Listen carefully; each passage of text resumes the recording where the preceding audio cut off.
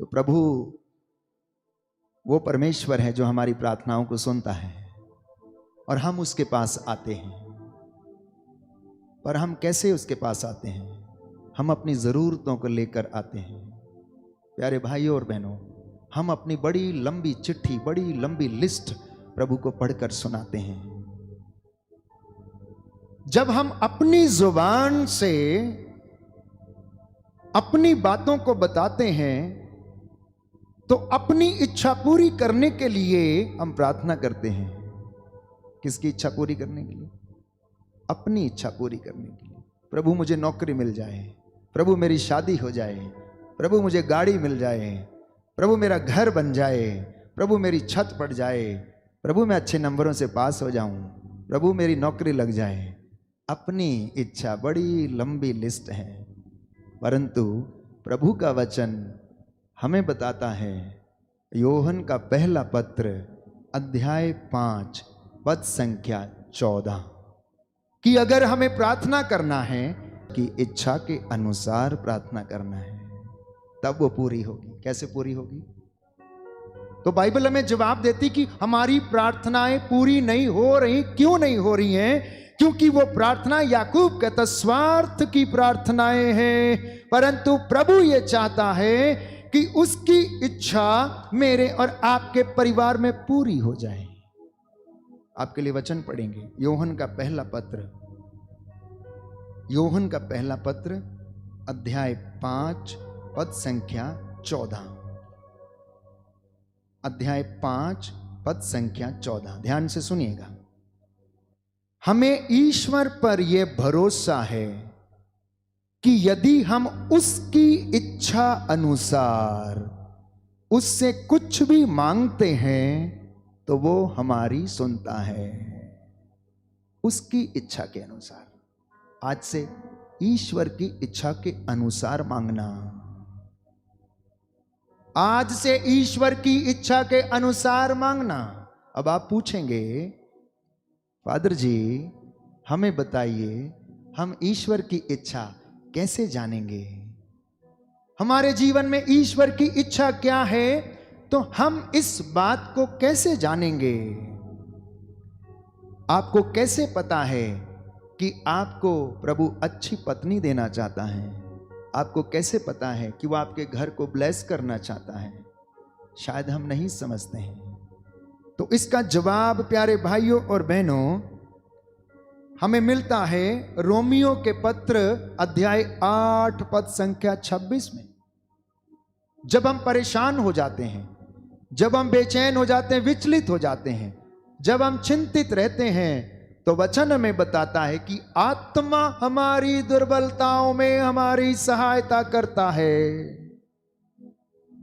आत्मा हमारी जीव के द्वारा ईश्वर की इच्छा को पूरी होने के लिए प्रार्थना करता है। हालेलुया। यीशु की स्तुति हो, यीशु की स्तुति हो, यीशु को धन्यवाद, यीशु को धन्यवाद, यीशु की आराधना हो, यीशु की आराधना हो, यीशु की महिमा हो, यीशु की महिमा हो, यीशु को धन्यवाद, यीशु को धन्यवाद। थोड़ा समझने का प्रयास करना। प्रभु की शिक्षा कठिन नहीं है, प्रभु की शिक्षा कठिन नहीं है, बहुत सरल है। मैंने कहा कि आप पूछेंगे कि हमें कैसे पता लगेगा कि ईश्वर की इच्छा हमारे जीवन में क्या है? तब तक हम ईश्वर की इच्छा नहीं जानेंगे जब तक पवित्र आत्मा हम पर नहीं उतरेगा। जब पवित्र आत्मा हम पर उतरता है तो वो हम पर अधिकार लेता है और वो हमारी जुबान को इस्तेमाल करता है और अन्य भाषाओं में प्रार्थना करने लगता है। अन्य भाषाओं में प्रार्थना करने लगता है और वो अन्य भाषा पवित्र आत्मा के द्वारा दी गई भाषा है, ईश्वर की भाषा है। आप एक साधारण मनुष्य होने के नाते अगर अपनी जुबान से प्रार्थना करते हैं तो आप मनुष्य की प्रार्थना करते हैं।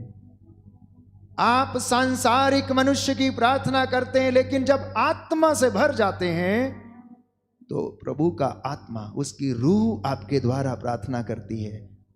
जब रूह प्रार्थना करती है तो वो ईश्वर की इच्छा को हमारे जीवन में प्रकट करती है और हमारी जुबान से वो प्रार्थना करने लगता है। प्यारे भाइयों और बहनों, और परमेश्वर उस वचन को सुनता, उस प्रार्थना को सुनता और उसका उत्तर देता। इसलिए वचन कहता है, दरिद्र की प्रार्थना बादलों को चीरते हुए ईश्वर के कान तक पहुंचती है। कहां तक पहुंचती है? ईश्वर के कानों तक पहुंचती है। प्यारे भाइयों और बहनों, एक उदाहरण दूंगा मैं आपको। हम वचन में पढ़ते हैं पुरानी व्यवस्था में कि लोग बाबुल की मीनार बनाने लगे। उनकी भाषा एक जैसी थी और वो बड़ी ऊंची मीनार बनाकर स्वर्ग राज्य में प्रवेश करना चाहते थे। उनकी एकता में बल था। तो वचन कहता है, परमेश्वर ने देखा, स्वर्ग से देखा, ये क्या करने आ रहे हैं, ये क्या करेंगे, क्योंकि प्रभु मनुष्य के स्वभाव से भली भांति परिचित था। इसलिए वे अपने आप पर घमंड ना कर बैठे, इसलिए उनकी भाषा में उलझन पैदा कर दी और वे एक दूसरे को समझ ना सके। प्यारे भाइयों और बहनों, नई व्यवस्था में हम पढ़ते हैं कि चेले पवित्र आत्मा से परिपूर्ण होकर अन्य भाषा में बोलने लगे, परंतु जितने लोग सुन रहे थे सब ने अपनी अपनी भाषा में उसे सुना। हालेलुया। यीशु वचन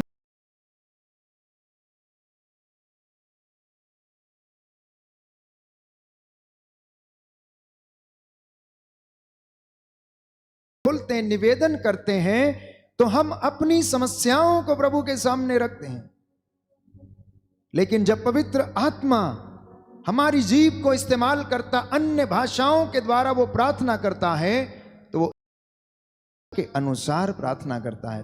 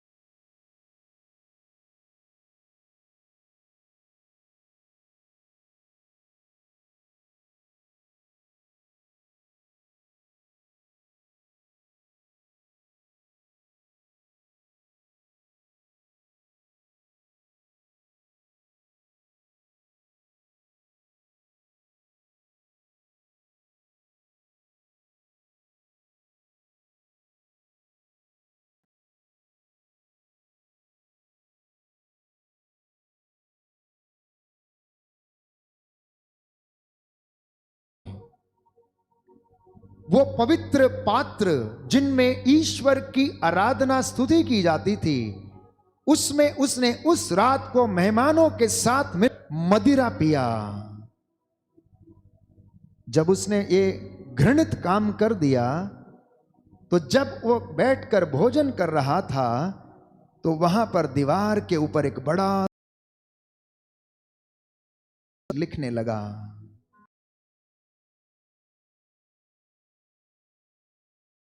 बहनों, मने मने तकेल उफरासीन, मने मने तकेल उफरासीन, जिसका अर्थ वो समझ ना पाया। उसने अपने राज दरबारियों को बुलाया और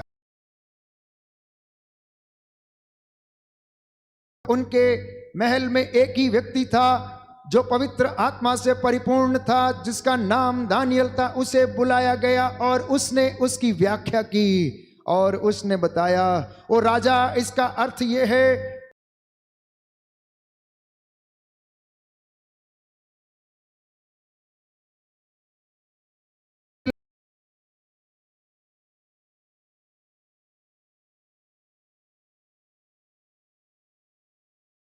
और बहनों वचन में लिखा है कि वो वहीं पर गिरकर मर गया। उसी रात उसका निधन हो गया। प्यारे भाई और बहनों, प्रभु का मजाक करना तो दूर, उसके किसी पवित्र वस्तु को अपवित्र करना भी, प्यारे भाई और बहनों, मनुष्य के लिए श्राप है। इसलिए ध्यान रखना, ध्यान रखना। घर में हो, बाहर हो, मंदिर में हो, उसके अभिषिक्तों पर हाथ डालना, धर्म संगियों पर हाथ डालना, उनके खिलाफ बातें करना, प्यारे भाई और बहनों, प्रभु कतई बर्दाश्त नहीं कर सकता है। और प्रभु कहता है उसका दंड उन्हें भोगना पड़ेगा। तो जब हम प्रार्थना करते हैं प्यारे भाई और बहनों, तो पवित्र आत्मा हमारी प्रार्थनाओं को प्रभु के पास पहुंचाता है। इसलिए आज आप आए हैं प्रार्थना करने के लिए, प्रभु की उपासना करने के लिए, उसकी स्तुति और आराधना करने के लिए। तो हमारी प्रार्थनाएं प्रभु की इच्छा के अनुसार हों। प्रभु से पूछें। माता पिता अपने बच्चों के लिए प्रभु से परामर्श करें, विचार विमर्श करें, उसकी उपस्थिति में बैठें, मनन चिंतन करें, प्रभु से पूछें कि प्रभु मेरी बेटी के लिए कौन सा लड़का लायक है, वो भेजना मेरे घर में। प्रभु कौन सी लड़की मेरे परिवार में आने के लायक है, जो मेरे परिवार को आध्यात्मिकता की ओर लेकर जा सकती है। ये प्रभु से परामर्श करना, लोगों से परामर्श नहीं करना। मैं जानता हूं प्यारे भाई और बहनों, हमारे खानदान में हमने धोखे खाए, हमने धोखे खाए। बिचौलिए जिनसे हम कहते हैं, जो रिश्ते जोड़ते हैं, उल्टे सीधे रिश्ते लेकर आए और आपके घर में पता नहीं कौन से किसी व्यक्ति को आके धकेल दिया। रिश्ता जोड़ना है, सोचते हैं बड़ा, बहुत बड़ा काम करते हैं, बड़ा काम नहीं करते हैं। प्यारे भाई और बहनों, एक आध्यात्मिक घर में, जिस घर में प्रभु की इबादत होती है, प्रभु से आप पूछना, प्रभु आपको बताएगा कौन सी पत्नी आपके घर की बहू होनी चाहिए, कौन सा व्यक्ति आपके घर में आना चाहिए। अगर वास्तव में आप सचमुच में प्रार्थना करते हैं तो प्रभु आपको उत्तर देगा। यदि आप ईश्वर की इच्छा को पूरा होने के लिए प्रार्थना करते हैं तो आपके घर में उत्तर मिलेगा और आपके घर में सुख शांति होगी। आपकी बहू आपका आदर करेगी, लड़ेगी नहीं। आपका बेटा आपका आदर करेगा, लड़ेगा नहीं। वो आपकी सेवा करेगा, बूढ़े माता पिता की सेवा करेगा। क्यों? क्योंकि आपने ईश्वर की इच्छा के अनुसार उसे प्राप्त किया, मनुष्य की इच्छा के अनुसार नहीं। इसलिए प्रभु आपके सामने है, वो अपने दास के द्वारा आपसे बातें कर रहा। प्यारे भाई और बहनों, पहले वो वचन सुनाता, उसके बाद छंगा करता था। इसलिए प्रायश्चित करना, अभी भी देर नहीं हुआ। प्रभु के पास लौटना और वो तुम्हारे पास लौटेगा, वो आपके पास लौटेगा। तो मैंने आपसे कहा प्रकाशना ग्रंथ अध्याय 5 पद संख्या 8 कि हमारी प्रार्थनाएं कैसे उसके पास पहुंचती हैं और वो कैसे उन्हें पूरा करता। सुनिए ध्यान से। प्रकाशना ग्रंथ book of revelations chapter 5 verse 8। जब मेमना पुस्तक ले चुका, मेमना अर्थात बलित किया हुआ मेमना प्रभु यीशु मसीह जो पिता के दाहिने विराजमान है, जब वो पुस्तक ले चुका था तो 4 प्राणी तथा 24 वयोवृद्ध मेमने के सामने गिर पड़े।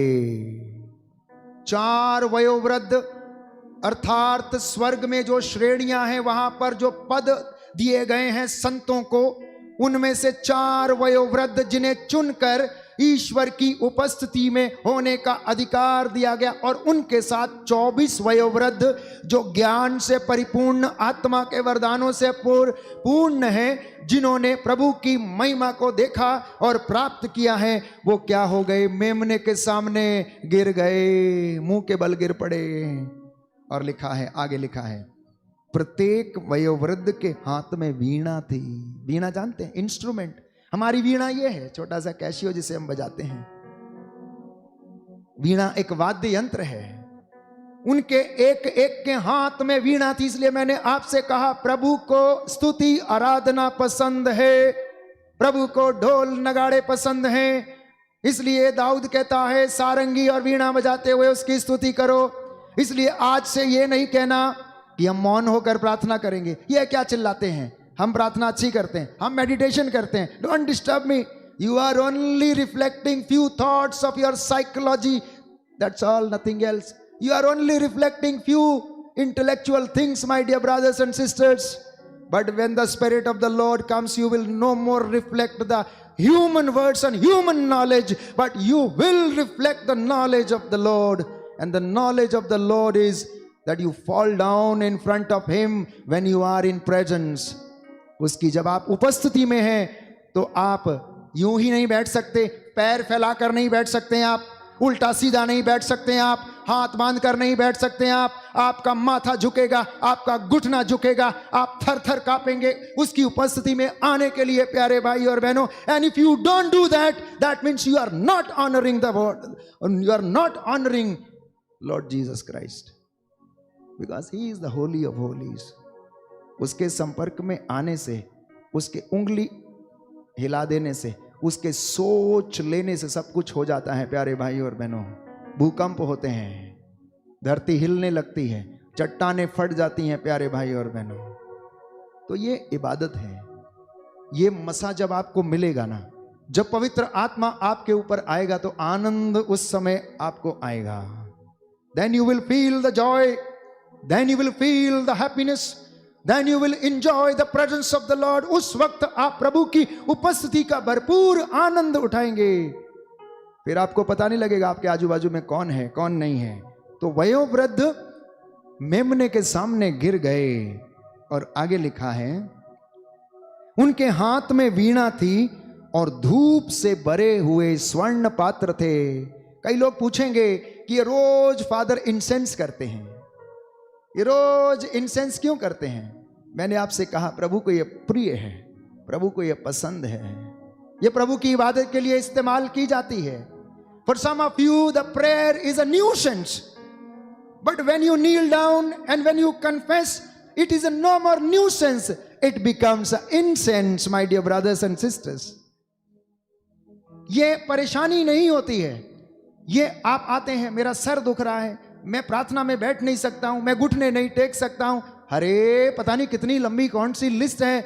जब आप पर पवित्र आत्मा उतरता है तो सारी चीजें ये समाप्त हो जाती हैं और आपकी प्रार्थना धूप के जैसे परमेश्वर के पास पहुंचती है। प्यारे भाइयों और बहनों, आगे लिखा है कि वे ये कहते हुए, वे धूप से भरे हुए पात्र, ये संतों की प्रार्थनाएं हैं। संतों की प्रार्थनाएं।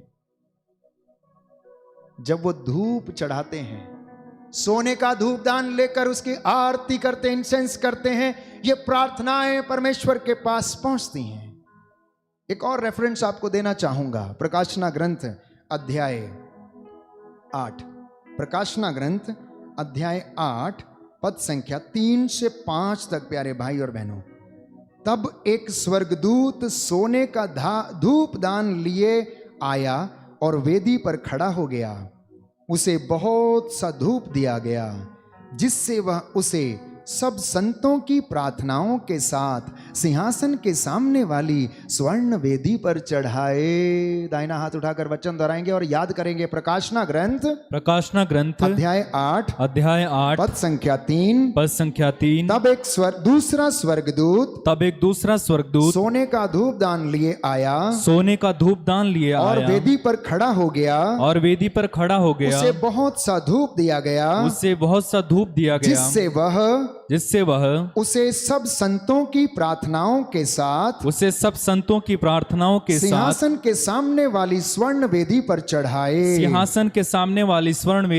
Hallelujah, hallelujah, hallelujah, hallelujah. अगले वचन में लिखा है, और स्वर्गदूत के हाथ से धूप का धुआं संतों की प्रार्थनाओं के साथ ऊपर चढ़ा और ईश्वर के सम्मुख पहुंचा। प्यारे भाई और बहनों, जब पुरोहित उसका अभिषिक्त दास उसकी ओर से बोलता है, उसकी इबादत करता है, इंसेंस करता है, धूप जलाता है, आरती करता है, आपकी प्रार्थनाएं उस धूप दान के साथ परमेश्वर के कानों तक पहुंचती हैं। स्वर्गदूत उसे लेकर सामने वाली स्वर्ण वेदी के सामने आपकी प्रार्थनाओं को चढ़ाता है और वो परमेश्वर के पास पहुंचती हैं। इतना ही नहीं, आगे पढ़ते हैं।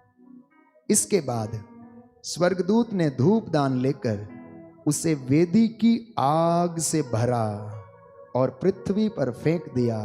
वेदी की आग क्या है जानते हैं? वेदी की आग क्या है? द वेदी की आग प्यारे भाइयों और बहनों, द ब्लड ऑफ जीसस।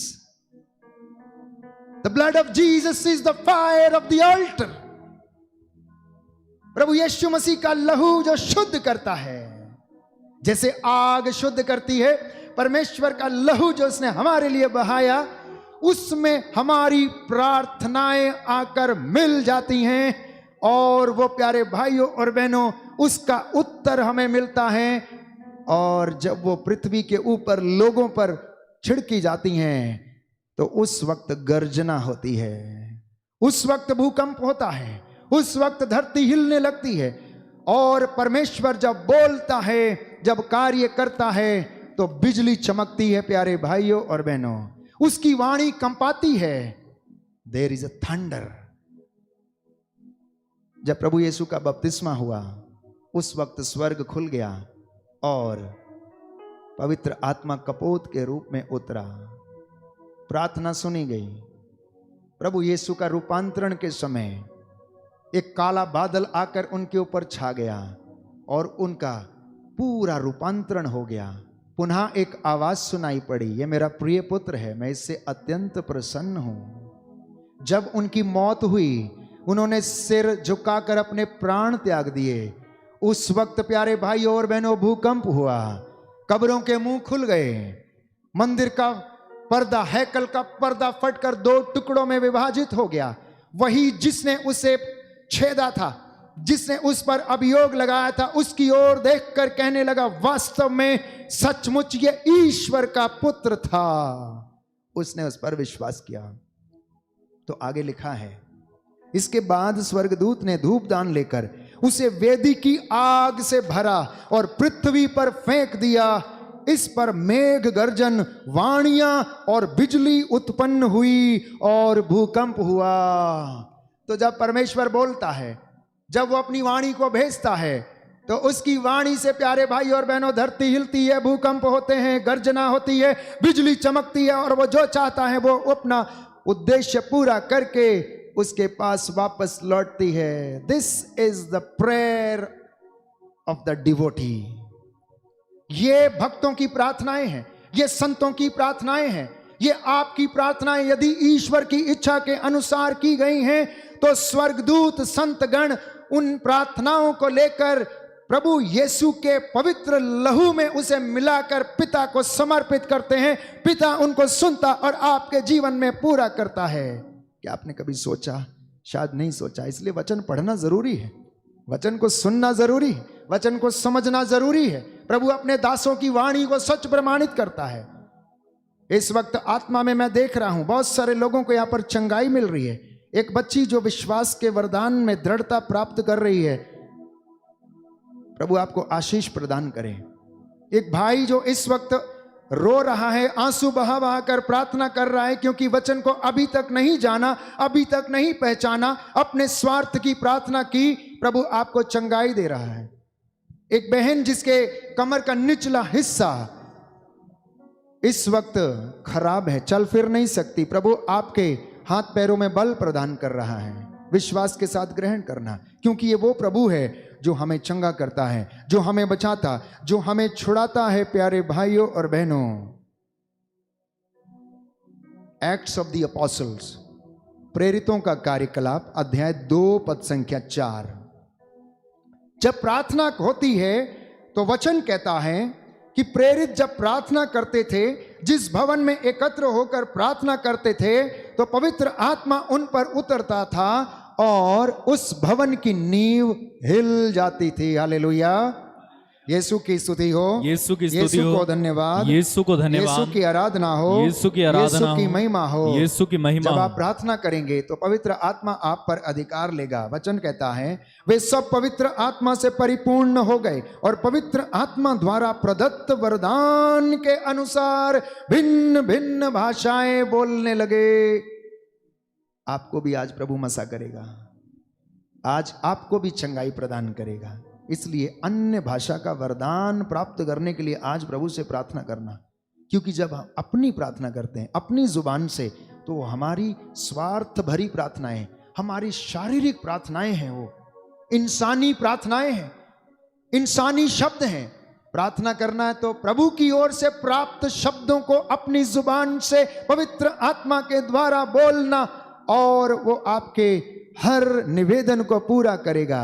एक बहन जो इस वक्त शादी के लिए विचार कर रही है, 4 साल हो गए हैं, रिश्ते आते हैं लेकिन शादी नहीं हो रही है, प्रभु यीशु आपकी योजना को आज स्वीकार करता है। आज आप पवित्र आत्मा के द्वारा प्रार्थना कर और उसकी योजना को पूरी होने दे। प्रभु तेरे लिए आज ये वरदान प्रदान कर रहा है। आइए हम प्रार्थना करें। इस वक्त हम चंगाई की प्रार्थना में जाएंगे, एक दूसरे के लिए प्रार्थना करेंगे, पास पड़ोस में लोग में रहने वालों के लिए प्रार्थना करेंगे, सभी पुरोहितों धर्माध्यक्षों के लिए, धर्म प्रांत के सभी धर्माधिकारियों के लिए, धर्म संघियों के लिए, धर्म बहनों के लिए, प्रभु के प्रचारकों के लिए, सेवक सेविकाओं के लिए हम प्रार्थना करेंगे। मेरे साथ इस वक्त आने वाले 20 मिनट तक प्यारे भाई और बहनों अपनी प्रार्थनाओं को प्रभु को समर्पित करें। ईश्वर की इच्छा पूरी होने के लिए अपने बच्चे के जीवन में, अपने व्यक्तिगत जीवन में, पढ़ाई में प्रभु से प्रार्थना करें और वो आपकी प्रार्थना को सुने और पूरा करें।